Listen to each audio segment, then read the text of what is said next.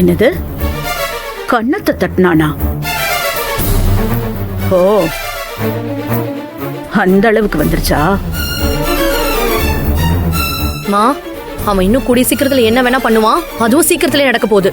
ஏய், வாய மூடு. அவளுக்கு இது கடைசி காலம்னு நினைச்சுக்கோ. கொஞ்ச நாள் எந்த கையால அவ கண்ணத்துல அவன் தட்டினானோ அதே கையால அவ கண்ணத்துல ஓங்கி அறைய வைக்கிற. இது நடக்கும்.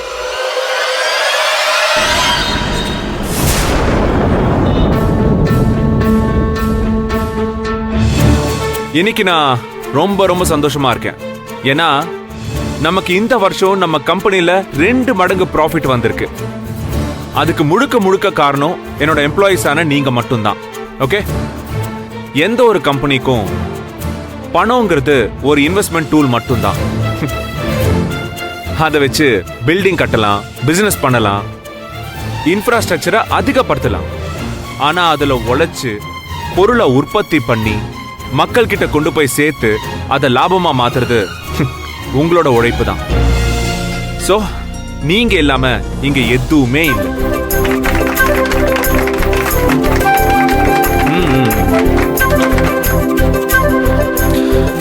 ஆக்சுவலா உங்களோட உழைப்புக்கு நாங்க மாசம் மாசம் சேலரி கொடுக்கறோம். வருஷத்துல ஒரு வாட்டி போனஸ் தரோம். பட் அதெல்லாமே வழக்கமா பண்றது மட்டும்தான். ஆனா நீங்க வழக்கத்தை விட அதிகமா லாபத்தை சம்பாரிச்சு கொடுத்துருக்கீங்க. அப்போ நான் இந்த வழக்கத்தை தாண்டி ஏதாவது புதுசா பண்ணணும்ல. எஸ், உங்க உழைப்ப பாராட்டி அதை அங்கீகரிச்சு நம்ம கம்பெனி சார்பா எல்லா எம்ப்ளாயிஸ்க்கும் ஒரு சின்ன gift தரலான்னு இருக்கேன். அது ரொம்ப பெருசுலாம் சொல்ல முடியாது, ஆனா லாபத்துல ஒரு பங்கு. என்ன எல்லாருக்கும் சந்தோஷம் தானே? ஓகே. சி, முதல்ல நான் உங்களுக்கு ஏதாவது கோல்ட் காயின் வாங்கி தரலாம் தான் யோசிச்சேன். இல்ல ஏதாவது பொருளா தரலான்னு கூட நினைச்சேன். கடைசியில இது எதுவுமே வேண்டாம். உங்க ஒவ்வொருத்தரோட குழந்தைங்களோட பேர்லயும் பேரண்ட்ஸோட பேர்லயும் பிக்ஸட் டெபாசிட் ஓபன் பண்ணி அதுல ஒரு அமௌண்ட் போடலான்னு நான் டிசைட் பண்ணிருக்கேன். ரொம்ப சந்தோஷம் sir. Okay okay sir. Vivek, அது கூட யா இந்தா வாங்கிக்கோங்க. இத பாருங்க, இதுல உங்க குழந்தைங்க பேர்ல போட்ட பிக்ஸட் டெபாசிட்கான டாக்குமெண்ட்ஸ் இருக்கு. ரொம்ப நன்றி சார். ஒவ்வொருத்தரா வந்து வாங்கிக்கோங்க. Sethu sir, thanks sir. Good work. Manohar வாங்க. Manohar sir. Manager, great work. Thanks sir. Next யாரு?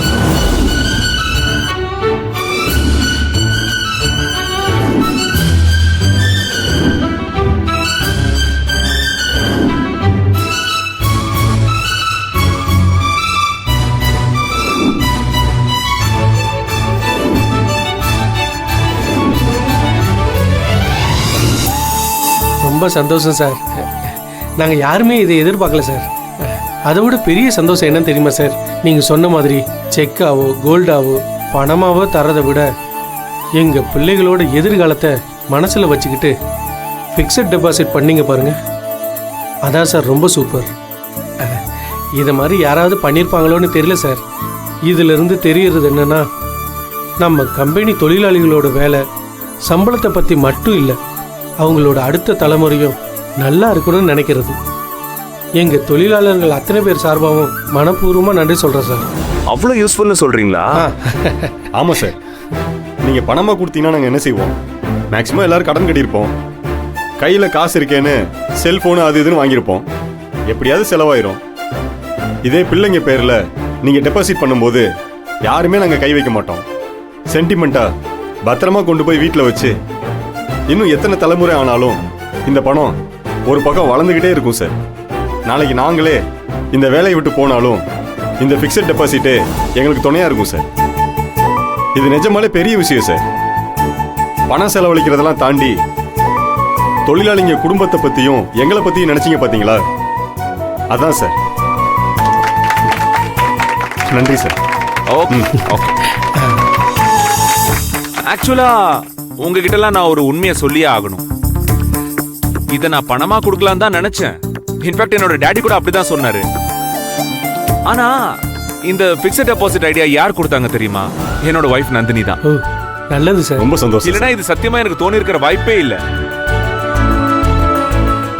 சார் பணமா கொடுத்தா செலவாயிடும், அவங்க வீட்ல இருக்கிற குழந்தைங்க பேர்லயோ இல்ல அவங்க வீட்ல இருக்கிற பெரியவங்க பேர்லயோ ஒரு பிக்ஸட் டெபாசிட் போட்டு கொடுங்கன்னு சொன்னான்.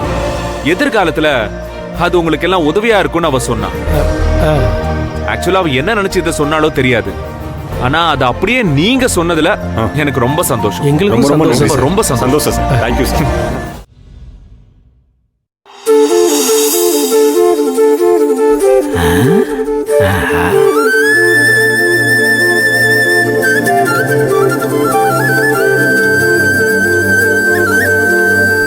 ஏத்தா என்ன எப்போதும் போல இல்லாம இன்னைக்கு முகமே பூரிப்பா இருக்க, என்னவா எதுவும் விசேஷமா தாயி? தெரியலண்ணே, மனசுக்கு ரொம்ப சந்தோஷமா இருக்கு. சூப்பர் தாயி, நீ எப்போதும் வாழ்க்கையில இப்படிதான் இருக்கணும். நீ ஏன் சந்தோஷமா இருக்க, என்ன காரணம்னு நான் கேட்க மாட்டேன். என் தங்கச்சி சந்தோஷமா இருக்கிறதா இந்த அண்ணன் விரும்புறேன். ஆமாண்ணே, என்னமோ தெரியல, ரொம்ப நாளைக்கு அப்புறம் மனசு லேசா இருக்கிற மாதிரி தோணுது. அத்தாடி அண்ணன், நான் ஒன்று சொல்லவா? மனசுக்கு ரொம்ப கஷ்டமா இருந்தா, ரொம்ப கவலையா இருந்தா அண்ணன் நான் என்ன பண்ணுவேன் தெரியுமா? கேளு.